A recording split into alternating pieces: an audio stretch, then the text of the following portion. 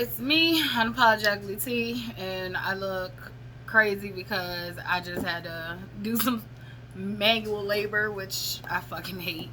Um, but yeah, the manual labor wasn't extremely hard, but it was not my favorite task to do, which is partially cleaning. And because I do plan on moving, I'm starting to try to get my stuff packed up. So I have these heavy duty, like big size Tupperwares, and they have been outside. If you know me, you know I don't like spiders. I don't like bugs, but spiders in particular. Um, I'm sorry, I got distracted because of the notifications. I be trying to turn the notifications off on this business phone, but I don't know. It doesn't always work out that way. So, but yeah,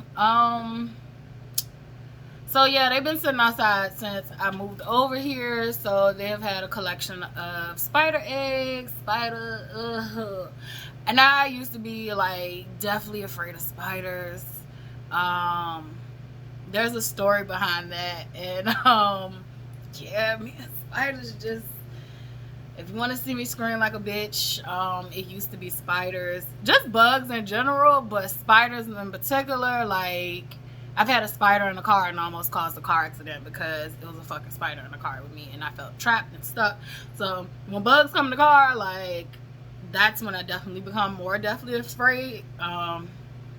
Just feel trapped with them. But so this job was not only like, you remember that TV show like World's Nastiest Jobs. I forgot who the host was, but he was a white guy. He was funny too.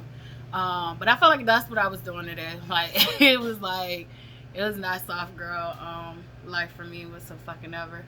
But I'm accomplished that I did it because I have been putting it off and I have been dreading it. And I keep looking over there because it is 3 of them that I cleaned that I wanted them to sit out there a little while longer because they definitely had some bug shit on there that like I wasn't feeling. And yes, I've gotten it cleaned off, but I'm just extra cautious. And I've sprayed it with bug spray and I'm just letting it sit out there. And I'm gonna bring it in before it get dark. But yeah, that was the task. So I got like nice and sweaty. However, though, I wanted to come do this video because last night was extremely hard for me.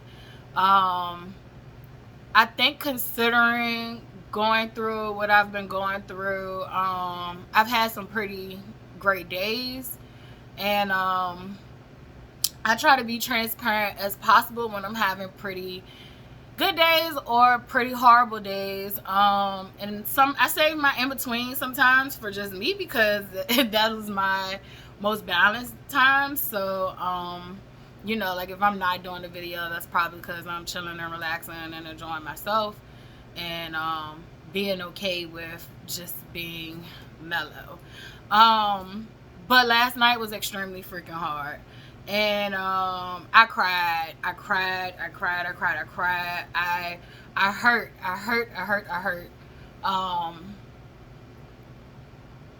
To explain the pain, I can't, but it was extremely painful. This wave was a wave of grieving many people, many things, myself.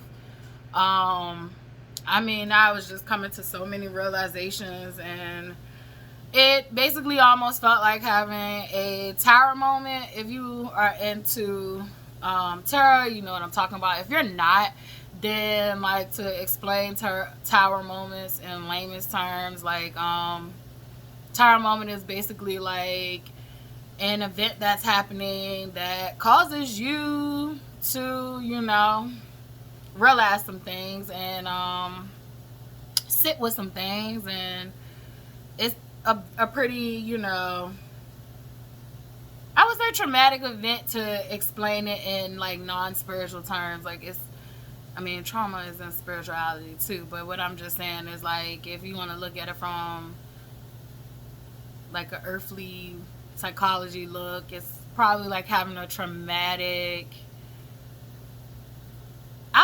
a traumatic shock to your system. Like, this is basically a moment of, you know, things are not okay. Another way I can explain it is like if you were in your house and your house was on fire, and you know, you trying to figure out, do you leave, do you go, do you try to put the fire out? Like, and for me right now, you know what I've done? I've let the fire fucking burn, and I've sat in the house, and I'm gonna burn with it. And I feel like I'm becoming a very better version of myself, a better me. And it hurts, it's painful. I think that's why a lot of people don't want to heal. It's not people want to be stuck and be toxic and sick mentally. Like, it really takes a lot of hard work to heal. It takes a lot of courage. It takes a lot of strength. And last night was one of those moments where it was like, you know, I knew I was gonna make it, but god damn, I needed a hug.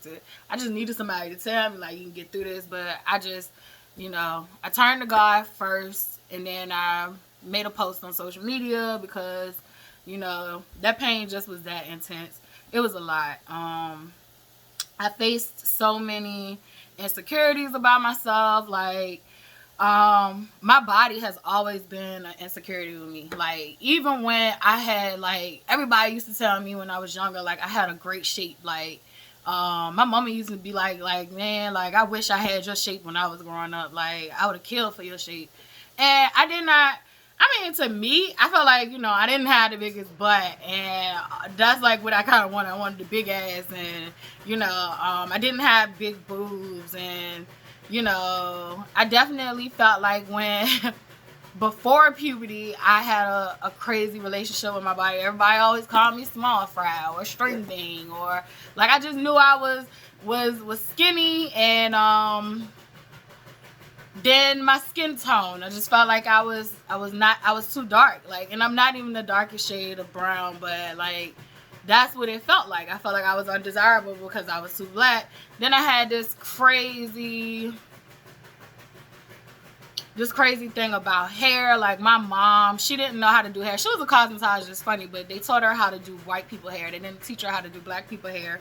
And I think she grew up where her mom didn't do her hair. Like, cause she used to tell me, like, her dad would come get her and take her to get her hair done, and, you know, like, her hair would be always over her head and all that stuff. So she didn't, you know, her mom didn't teach her how to do her hair, and it probably came from her mom didn't know how to do her hair. My mom got and I don't like to say good hair, but like, my mom has a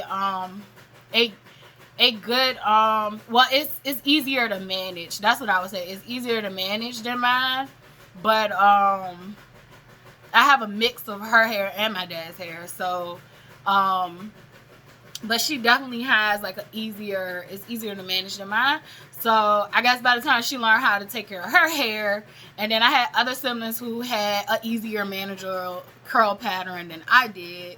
And, you know, she just didn't know what to do with it. And now it's not the texture of my hair that she didn't know what to do with it. The texture of my hair, I think she realized, like, I had a good texture of hair. And I think all textures of hair is good, because that's such a detrimental. I want to do a video on this, so I'm going to pause on that. Just know that I have body image. I call it body dysmorphia. Like, I just wasn't satisfied with how I looked. And I think that came from childhood trauma, of being touched too early. That also, I feel like, did that. And I feel like just the experiences I had, like, boys did not typically go for me, but I didn't know that maybe they didn't go for me because I was probably too rough and mean. But I did have boys that said shit about me not being, you know, light enough. My hair wasn't long enough. I probably struggled with even maintaining, like, short enough hair. And because my hair breaks off very easy. It grows very quickly, but it breaks off very easy. The strands are fine. So it breaks off very easy. And then I have high porosity hair. So I want to do a whole hair video, because I feel like people get too caught up on texture and not your porosity level. And that's what you need to know to take care of your hair. It's not so much of the texture that it is the porosity level and which products you should put in your hair and how to take care of that. So I just had these like warped views of myself. So like even when, you know, like I used to pray when I was little, I used to pray God give me a body. That's how skinny I was. Like I used to pray that he would give me a body. And then when I got the body, like I still was envisioning myself from that girl who didn't have the body.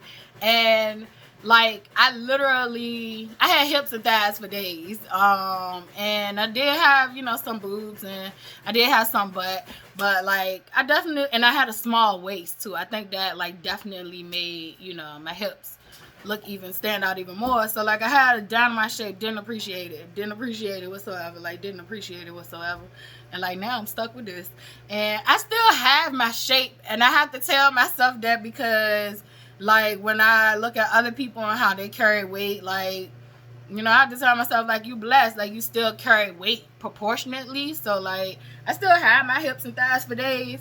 You know, the waistline need to be tightened up, but I just think overall like I'm heavy and it hurts because my bone structure and frame is not built for this weight. And I feel like that's another thing, like when people used to be like big bone, like there are people who have bone structures and frames that can handle a lot of weight. Like this weight that I'm carrying, like it hurts.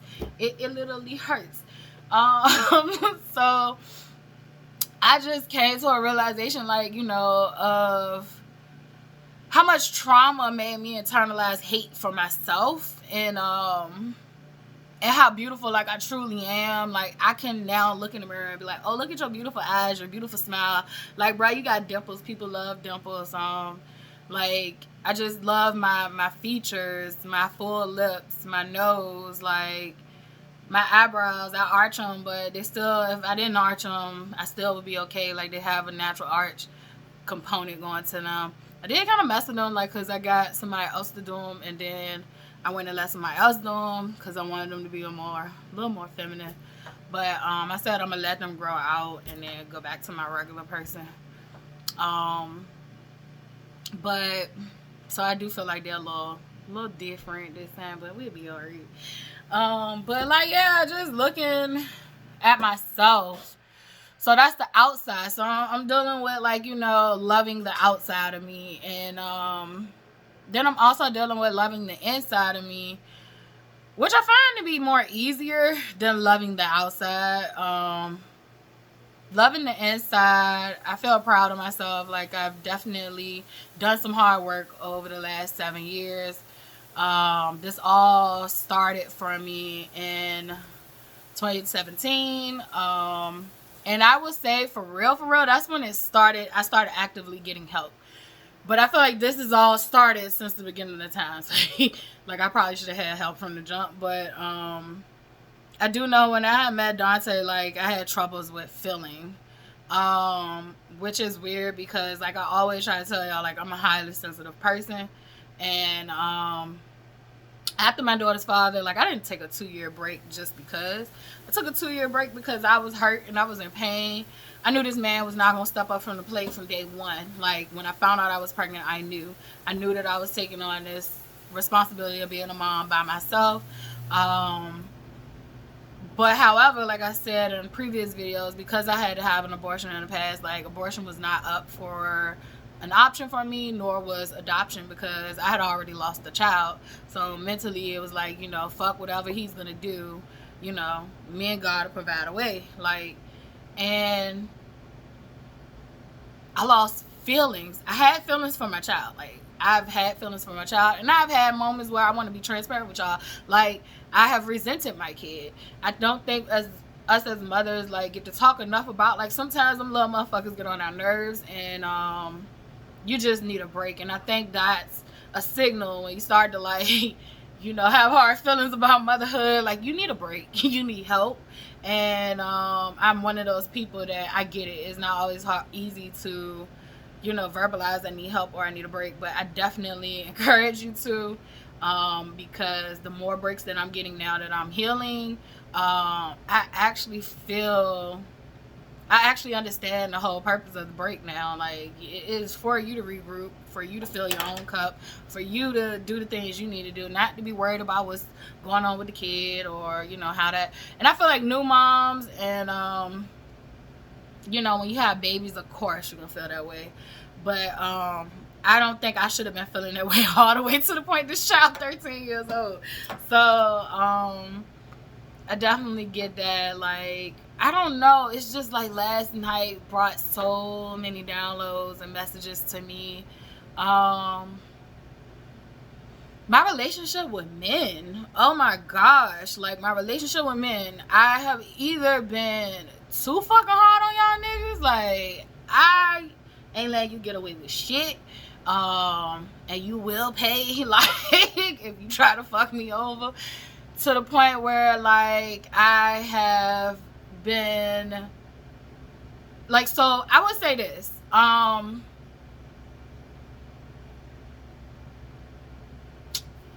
feel like I've been nice to 2 men in my life. It's the Carmen High School person, and then there was Dante. And then I've been nice to other men, but I'm just saying, like, those two are 2 men that I love that I actually, you know, was nice to. Now, I've been nice to other men, period, but I think that they got to see parts of me like other people didn't get to see. And as far as men, and I would say, like, I guess that's that submissive part. Like, I did not submit to many men. I definitely was a mirror for you. So, yeah, like, I definitely felt like there was moments where I was probably too mean, and then there was moments where I probably, with those 2 people, like, I probably was a little too gullible. So, one of the things that came up for me, too, is chasing. I chase men and I don't chase men. So I want to explain that, like, if a man shows interest and then does not show interest, I will chase.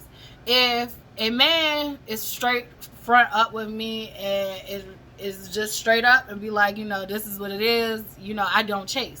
I'm gonna respect whatever you have laid out, you know, as your boundary or whatever like that, and we're gonna keep it, you know, cordial. In the past, if a guy showed interest and then, you know, pulled away, I would chase. And that stems from my father.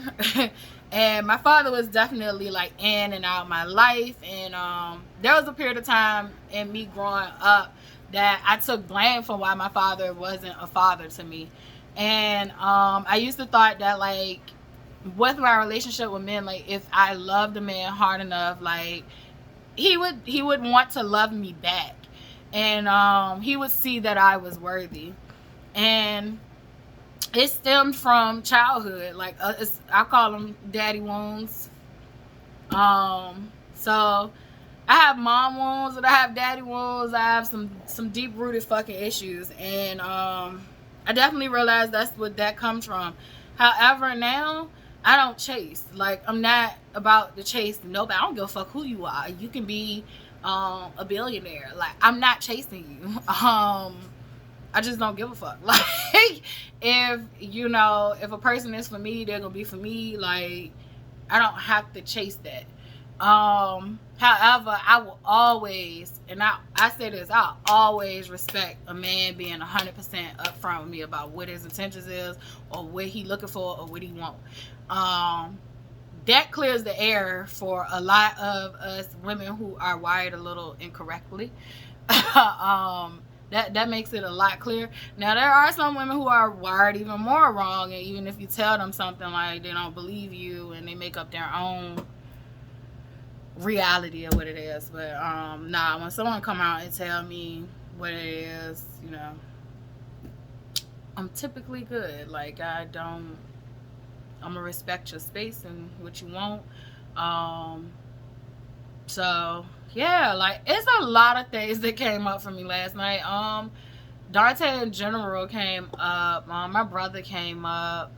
I had a flashback of when I went to go see my nephew, like, a few weeks, I think it was couple, I ain't keeping up with time. Time is a perception.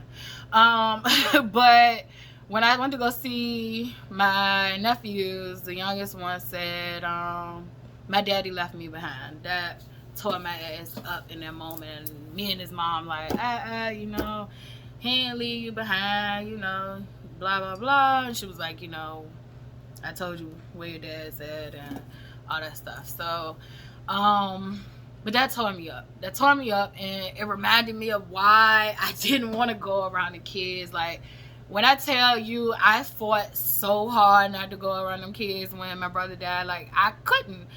I have dealt with hardship in life by not dealing with it. And to go around them meant I had to deal with it. I had to face them. My brother wasn't gone. I mean, my brother wasn't here anymore. And not only that, when I look at them, they look just like this nigga in a sense. Like, I mean, they favor him, their mom, but they also look like him. And then some of his kids look just like him. So it just be, it was just hard. That shit, it still is hard. And it was like, my brother would not let me, he would not let me rest though. Like, I can give him that. He wouldn't let me rest. But, you know, it came up, like I told you, it's confusing when I grieve Dante, because like I remember when my brother first died. I don't think I shared this with y'all, but before we got to the funeral part, because that was a process in itself, I had did almost 3 funerals back to back like that. And I'm not talking about did 3 funerals like when I had 6 funerals I did back to back, but I actually like had 3 that I had deep involvement in, like help with the obituary, or you know, paying for it. So it was when I tell you I've lost so many people. And that's just within this since 2019. That's just within that time period. Since 2019, I've lost 6 human beings, and I lost my dog, Lily. And I remember when my brother died, like, I guess he knew, like, he knew that one had hit me, because it was like I already lost my grandma, and he wasn't there when I lost my grandma. He had to do work release, so like I didn't have him there when I lost my grandma. I felt guilt about not going to see her, because we got the phone call, like, you know, she was sick, and I had the kids, and I just, me and my sister was beefing. Like, it was just a lot of shit going on during that time. And that we was beefing. Like, matter of fact, we weren't beefing, but I had realized that my sister was not honest with me, and on a major level. Like, it was principle to me. It wasn't about, you know, what she was lying about and all that shit. It was the principle. So I was going through that, and me and her hadn't even, like, I don't even think I had communicated to her. I hadn't. That's a story for another day. I got a lot of stories that for another day that keep coming up. But and I think I said I wasn't gonna talk about my sister's situation, but I think one day I will, because everybody heard her side and ain't nobody hear my side. And that's kind of how I used to carry it. Like, you know, I'm not gonna get on no soapbox and try to blast you. Like, just keep my name out your mouth and we're good. But she couldn't even do that. So you know, it's my turn, and I'm gonna keep her name out my mouth, but it's my turn to tell my side. So yeah, I didn't have them during that time when my grandma died. I also had lost my stepdaughter. My stepdaughter was staying with us, and it wasn't on no shit like we was trying to take her from her mom. It was like we was trying to help her mom out, because she wasn't doing good in school, and when she would come stay with us, she would do better in school. And but it was like every time she would get better in school, like her mom would take her back and all that stuff.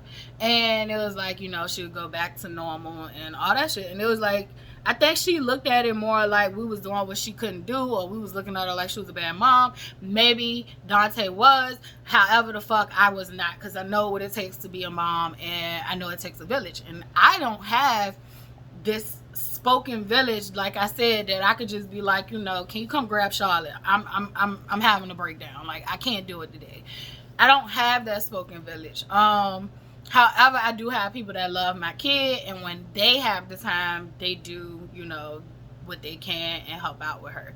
So her, however, she had it where with most people, you know, she could call you and be like, you know, can you get such and such? And like, she had that village, and I felt like she mistreated it, mishandled it.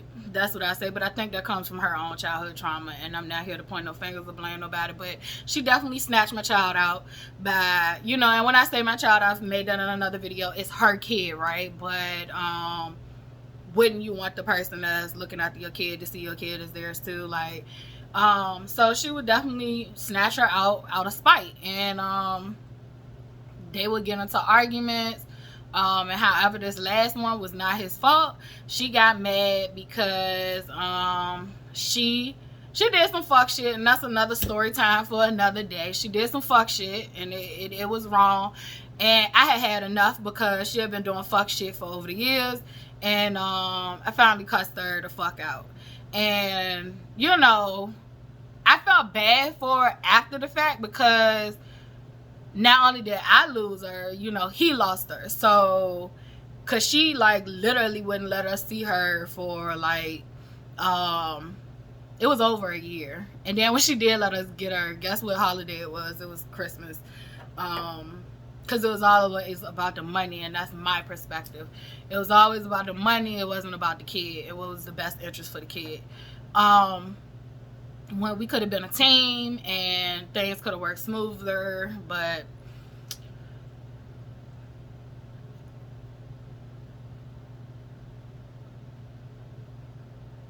I'll say that for another time. But that came up last night. So much shit came up last night, cause you know I still don't have a relationship with the kid that, you know, I have, you know, taken on trips. I have had her. I have been in the hospital with her while she's having a crisis. Like, I don't, you know, have access to her. And I'm pretty sure, like, if I were to reach out, I could have access, but I don't know what it expects. Because if it takes for me to have to... it's not even about ego. I don't want to be taken advantage of and used anymore. And I felt like in that situation, I was taken advantage of and used constantly. And like I said, that's a story time for another time. But I guess I have this like caution. And anybody who knows me knows about this situation, because I definitely used to talk about this situation. And a lot of people had their input and their advice. I kind of never, like I told you, I didn't feel like taking the child from her was the answer, because if somebody would try to take me from my mom, like, I definitely would have had a problem. However, what my solution was that they share joint custody. That way, like, you know, we lived in the same city. Why the fuck can't she live with you half the time, live with us half the time? And I mean, you know, I was already living on the East End, taking both the kids to schools in the South Side, so it really didn't even matter. So I don't know. Like I said, that's another story for another time. But I definitely had a lot of shit hit me at one time. A lot of the touching and the sexual abuse has done a number on my psyche, my self-esteem, my anger. It even affects me, like, you know, with trusting, you know, men. And I can't say this. I can't say this, like, I do pray. I pray that God bless me one day with the man that he has designed for me, because I do feel like I've been through a lot and I have a lot of, issues and stuff. And I'm working on healing myself. It ain't easy. It is extremely hard. And like I said, that's why I think most people don't work on healing themselves, because it's not easy. Like, it's not easy when you realize that a lot of your problems might have started from other people, but a lot of your current problems in your adulthood roots and stems from you. It's you that's making these situations and cycles to repeat, because even though you're not aware of it, it's still you actively choosing this repeated chaos and confusion, because it's your norm, it's what you used to. And then when you do try to get something healthy, it just don't feel the right. And like, now I'm at a point in my life where like healthy feels so good. Like, I'm telling you, like, healthy feels so good. Peace feels so good. Every time I find peace, I try to hold on to that shit as long as I can. And I don't even have that, waiting for the shoe to drop mentality anymore. Like, it's just that I just want to enjoy this moment. And if you follow me on social media, like, you'll see me say sometimes, like, on my, if I follow you and you follow me, I might put on there, like, being in the present is hard. Being in the present, like, because being in the present is, I feel like being in the present is meaning that you're not living in the past, you're not future thinking, you're just focusing on what's right in front of you right now. And most of the time, if you just focus on what's right in front of you right now, none of that stuff bothers you. And it's hard to maintain that. So, but I think the more and more you do it, it's kind of like, like your muscles. Your brain is a muscle. Your spirit, I feel like it got some muscles with it too, because the more, your brain is not a muscle, but excuse me, I'm just saying it acts like a muscle. The more that you train it to do certain things, I think like after 21 days, something, if you stop doing something, it's no longer a habit. But if you start doing something for 21 days, it becomes a habit. And so that's what I mean by like your brain is kind of like a muscle, like you're building it up.